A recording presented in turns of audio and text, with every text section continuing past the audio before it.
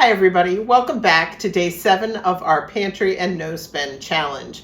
Today we're going to be talking about why community is so important, and we're going to talk about and make a recipe that took over the nation about 3 decades ago. We've really had a lot of fun this first week in the challenge, and we've gotten some absolutely awesome feedback, comments, tips, and questions from people in our YouTube community. And we really do appreciate everybody who is interacting with us during these videos. Now, the whole point of a challenge like this is to build a stronger and better community, to learn from each other, to share hints, tips, and information, and to grow our pantries and our skills that allow us to become more self-sufficient and self-reliant. So along with talking about the benefits of building a stronger community, we're also going to talk about a recipe that went around the nation here in the US, and it was during a time kind of pre-internet. We had some bulletin board services, and we were doing something called a recipe chain letter. And at the time, a lot of people still sent things by letter. These were done through church groups, through community groups. And when things started spreading across the country via bulletin boards and early internet, this recipe went crazy. And the recipe I'm talking about was called Amish friendship bread. So the big important part of this to me is the community aspect. Now, people have been sharing recipes and sharing bread starters for centuries. It's not something new. Whether it was in other countries or here in the US, when people were crossing the prairie in their wagons, they would share their bread starters with other families to help ensure everybody had plenty to eat. This recipe, even though it's called Amish friendship bread, doesn't appear to really have anything specifically related to the Amish, other than the fact that it represents a feeling in the Amish communities of families getting together, of joining their resources when needed to make sure everybody in the community has what they need. So it appears that that is where the name Amish friendship bread came from, but it's a super easy process for everybody who started doing sourdough in 2020 and understands that if you can't get a hold of yeast, you have to find another way to make bread. This is an alternative to that I made a lot back then, and we're gonna do a friendship bread starter from scratch today.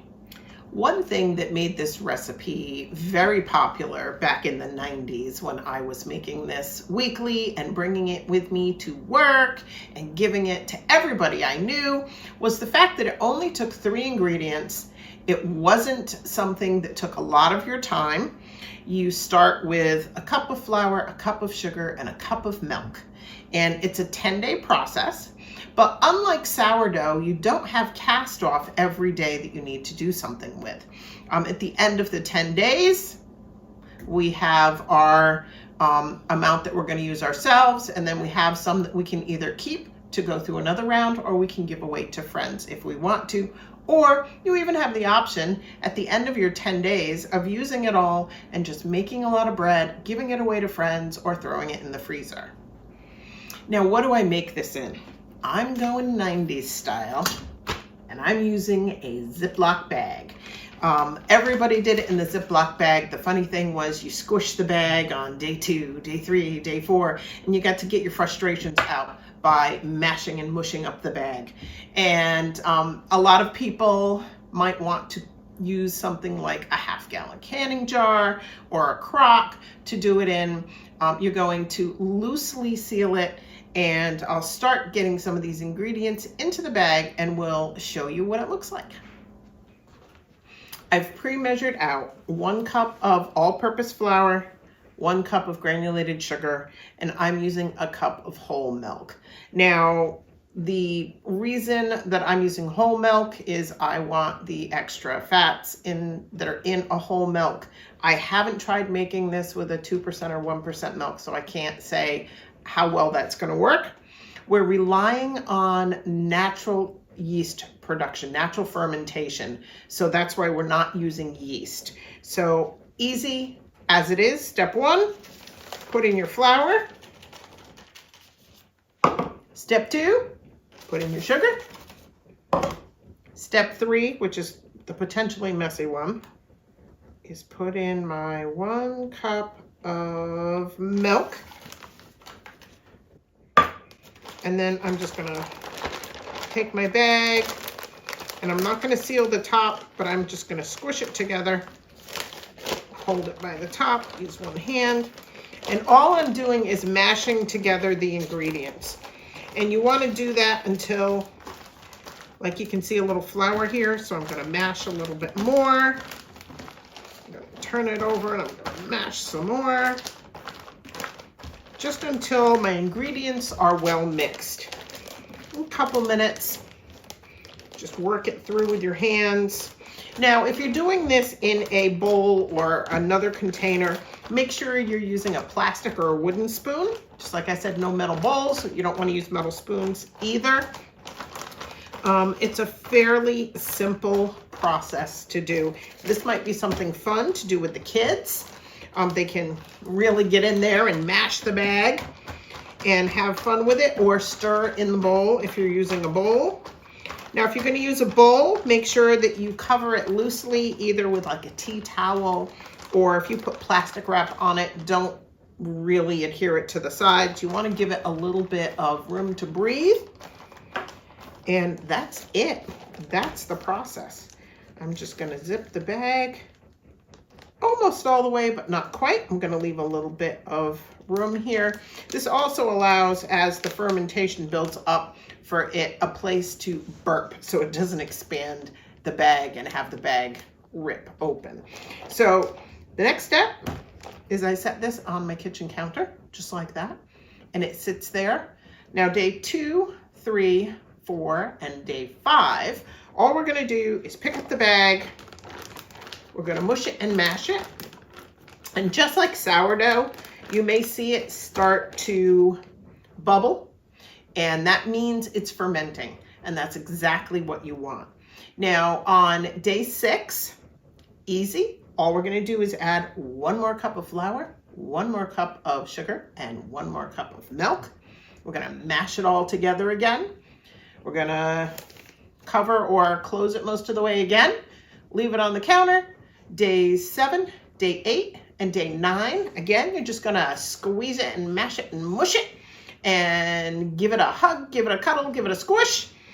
And then on day 10, you're gonna take that, you're gonna add 1 more cup of flour, 1 more cup of sugar, 1 more cup of milk, mix that all together, and then the fun starts. So now that our bag mix is done and ready to go onto the counter, in the spirit of our Pantry No Spend Challenge and learning new things, I decided I wanted to try something a little bit different with this starter. So I'm going to try making the starter with things that we keep on our pantry shelf that are longer term.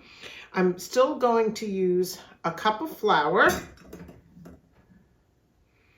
I'm going to use a cup of sugar.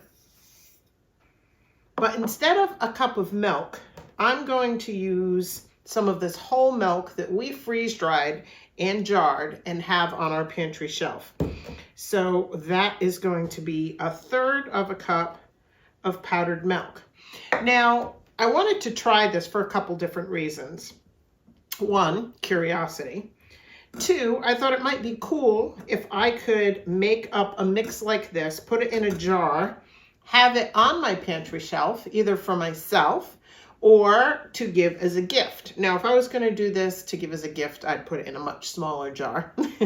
And then they would have to put it into either a bag or a bigger jar once they were going to activate it. But I wanted to see if this works just as well as using regular milk in the bag. So I put my 1/3 cup of powdered milk in, and I'm going to add 1 cup of water to that. I'm just going to use the water to rinse out my funnel to make sure I didn't miss anything. And there we go. I have my silicone spoon. I'm just going to give this a stir, and I'll be right back as soon as I have this stirred together and we'll go to the next step. So now that this is all thoroughly stirred, I'm just going to cover it with some muslin, put one of my canning jar rings on the top. It's still going to allow it to breathe, but it keeps it covered so I don't have to worry about anything getting in the jar. Now, these are going to, like I said, sit on the counter. Day 2, I will squeeze the bag, same 3, 4, and 5. The jar, I'm just going to give it a stir with my silicone spoon and put the cover back on.